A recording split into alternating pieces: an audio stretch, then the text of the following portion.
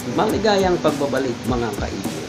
Nandito na naman po ang iyong Lolo Pasio upang hatdan kayo ng mga panibagong kaalaman tungkol sa pag-aalaga at pagpaparami ng ating mga alagang Java Sparrow. Inyo po itong paanorin at sigurado lalong-lalo na sa inyong mga baguhan dyan, siguradong marami kayong matututunan sa pag-aalaga ng ating mga Java Sparrow mga kaibon.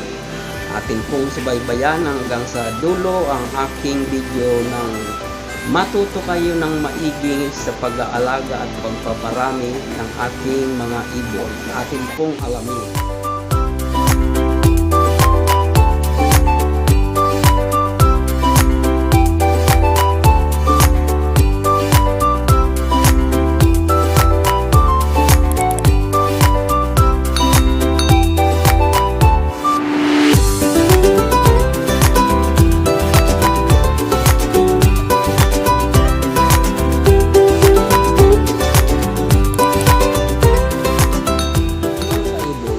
Pong ipagpatuloy ang ating pagtalakay sa kung paano ba ang tamang pag-aalaga ng ating mga Java Sparrow. Ang una pong katanungan na ating tutugunin ay ang tungkol sa katanungang madali po bang alagaan ang Java Sparrow? Ang sagot ko po ay oo, napakadaling alagaan natin ito. Higit sa lahat, mas bilis sila dumami basta nasa tamang kondisyon sila, nasa tamang pag-aalaga, masaya sila sa kanilang pag-aalaga mo. Dito mga kaibon, kung ang plano nyo ay mag-alaga ng Java Sparrow, lagi nyong iisipin na po tulad ng nakikita nyo na ang pakiramdam nila ay nasa wild pa rin sila mga kaibon. Ganyan po ang dapat maramdaman ng ating mga alagang ibon para po maging masaya sila at komportable sa inyong pag-aalaga. Ano po mga kaibon? Laging nyong tatandaan na kapag nag-alaga kayo ng kahit anumang klaseng ibon, dapat nyo po ay alam nyo po kung ano ang kanilang natural habitat at kung ano ang kanilang ginagawa sa labas ng hawla.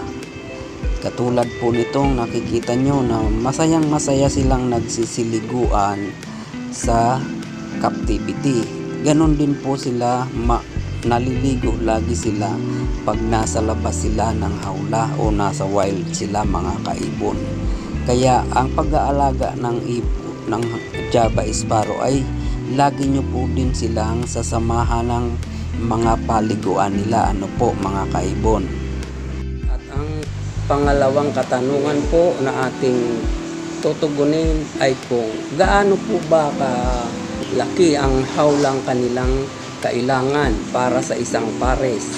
Ang aking pong sagot ay sapat na po sa kanila ang double cage na may habang 30 inches, may lapad na 17 inches at may taas na 18 inches. Yun po ang sa tamang-tamang hawla ng isang pares ng Java Sparrow. At ang tungkol naman sa katanungan kung gaano kalaki ang dapat na gamitin nest box sa ating mga alagang Java ay 8 by 8 by 10. Ang lapad ay 8, ang taas ay 8 at ang haba naman nito ay Gis. Ang African lovebirds po ang size ng nest box na tama sa kanila. At ang katanungang pang-apat ay ano po ba ang mainam na pangpakain, pangkondisyon sa ating mga breeder na Java Sparrow? Opo, laging nagbibigay ng pagkain ng Java Sparrow pag kinokondisyon ko ay ang gulay, nilagang itlog, kasama na ang carrots at kung ano ang supplement na powder na nilalagay ko sa soap food ay ang electrogen po. Kunting-kunti lang po yung nilalagay ko niyan sa soap food na aking pinapakain sa aking Java Sparrow para makondisyon ang kanilang breeding period. Mga kaibon, marahil ay naitatanong nyo, paano ba lulupas yun? Malalaman namin kung nasa kondisyon na ang aming mga Java Sparrow. Tulad ng nakikita nyong video mga kaibon, yan po ay isang palatandaan nasa tamang kondisyon ang inyong mga ibon. Mga nakita nyo naman po, sabay silang sumasayaw-sayaw at ayun, nagpasampa na kaagad si girl. Yan ay sa wild po yung nakikita nyo. Ganon din po ang makikita nyo sa captivity. Ayan po, ganyan. Tignan nyo silang mabuti mga kaibon. Sabay din silang tumatalon-talon at tignan nyo mabuti ang kanilang behavior. Parehas na parehas ng sa wild. Ayan, tignan nyo ha. Ayan, pumatong na siya. Ayan, swak. Ayos na siya. At ito naman mga kaibon ang palatandaan na wala sa kondisyon ang inyong alagang ibon. Tignan nyo ang babae na Java Sparrow, bigma lang sa ginagawa ng kanyang kapares. Tignan nyo mga kaibon.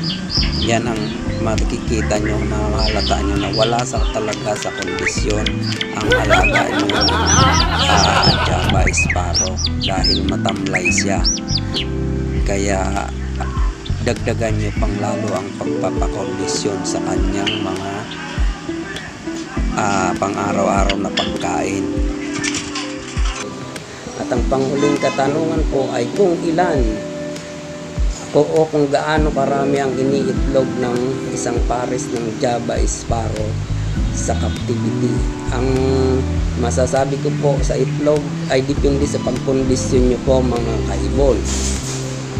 Ito po ay nagre-resyo ng 5 hanggang sa 10 itlog sa loob ng kulungan. Basta ang nasa tamang pag-aalaga kayo na masaya ang mga ibon nyo sa kanilang kinalalagyan na parang nasa wild din sila mga kaibon. Hanggang 10 yan. At ang incubation period naman po ay mag-uumpisa pag 5 na ang itlog ng ating mga alagang Java Sparrow ay umpisa na po silang maglimlim. At ang kung ilang araw ang incubation period nila ay 18 days hanggang 20 days po ang incubation period ng ating mga Java Sparrow. Ang inyong nakikita ay pugad po at itlog ng mga wild na Java Sparrow mga kaibon. Ganyan lang man po ang mga sa wild na itlog ng ating Java. At ito naman po ang itlog sa captivity na nasa tamang pagkukondisyon lahat-lahat. Kaya 10 ang kanyang ibinigay na itlog sa ating mga may-ari. Ngayon mga kaibon, ang ipinapakita kong video sa inyo ay kung gaano kagaling mag-alaga ang ating mga Java Sparrow.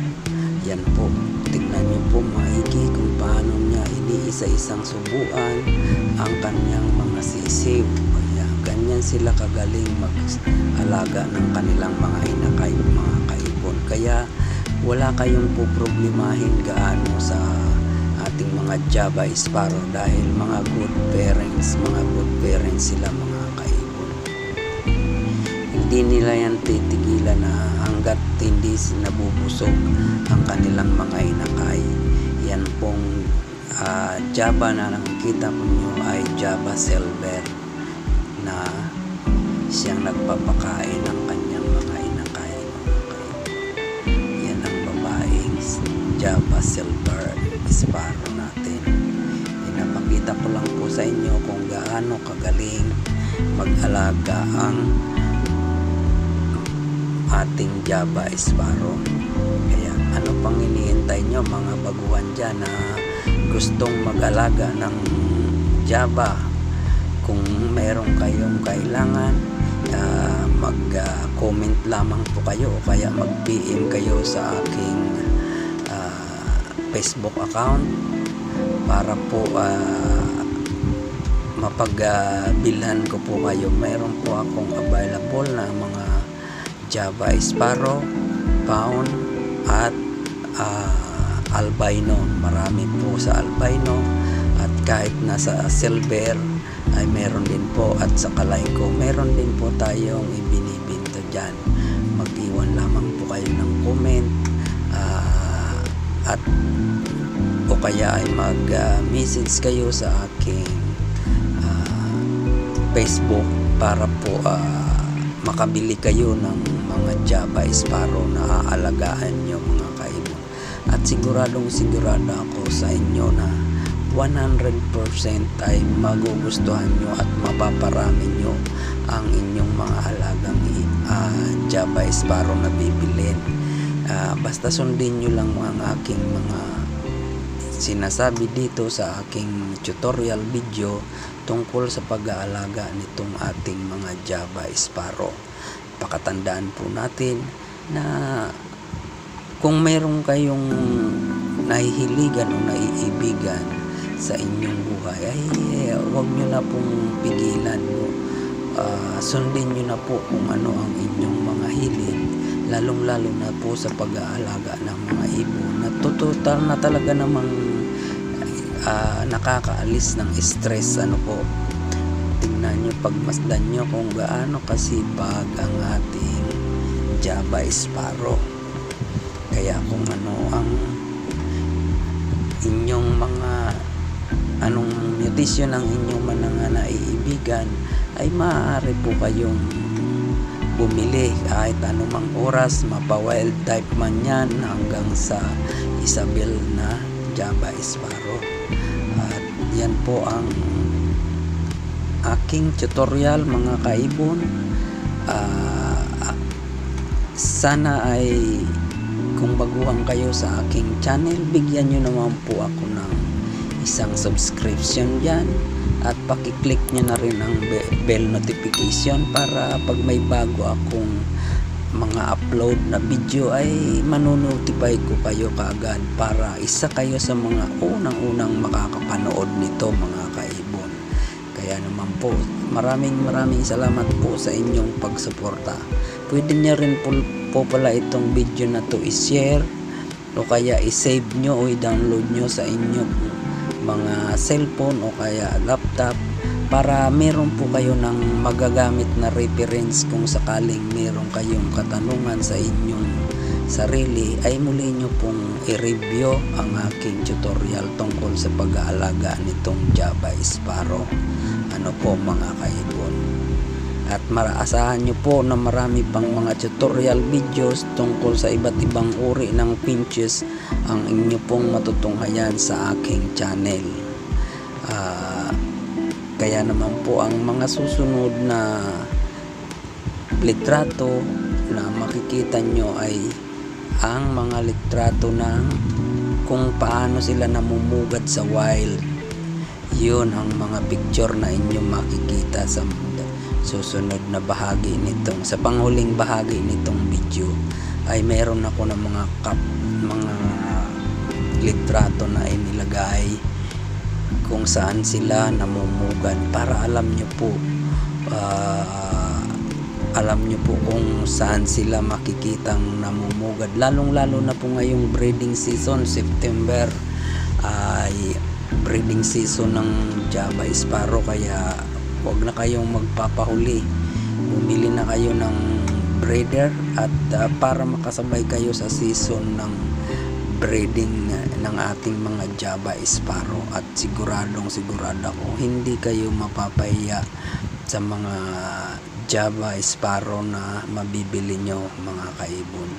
Basta siguraduhin nyo lang na mag-iwan kayo ng message sa aking messenger na nakalagay po dito sa aking video, at ilalagay ko rin po sa aking description ang aking video, link ng aking FB account para po madali nyo pong mapuntahan ito.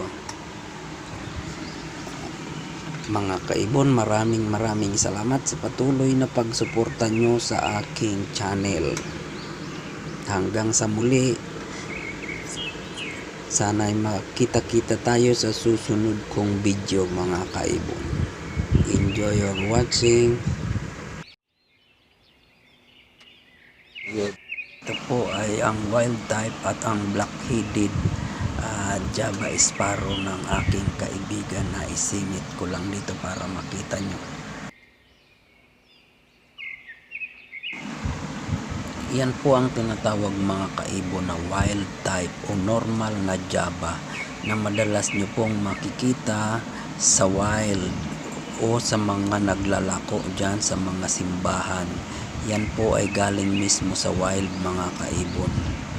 At dyan po sila sa ganyang mga uka o mga tree cavity sila namumugad. Ayan, makikita nyo po na sa mga patay na sanga ng punong kahoy sila madalas namumugad. At paminsan-minsan po ay makikita nyo rin po sila na may pugad sa mga malalaking punong kahoy sa pinakatuktok nito. Pag wala po silang makitang butas sa mga puno ay napipilitan din silang mamugad sa mga sanga nito, sa tulad ng sanga ng mangga sa kawayanan ay namumugad din po sila doon pag walang available na butas na sa mga sanga ng punong kahoy.